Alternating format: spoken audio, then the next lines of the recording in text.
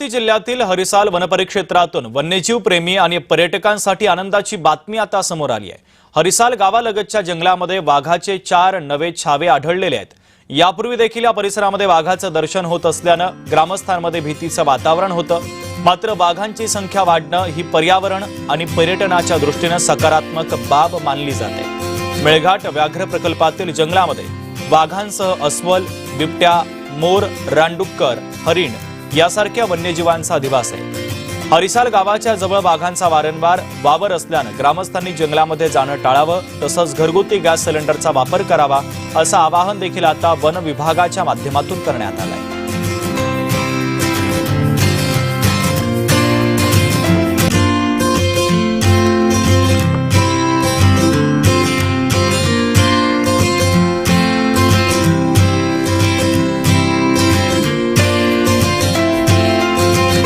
तर हरिसाल वनपरिक्षेत्रामध्ये वाघाचे हे 4 नवे छावे आता कॅमेऱ्यामध्ये कैद झालेले आहेत। पर्यटकांसाठी ही आनंदाची बातमी आहे।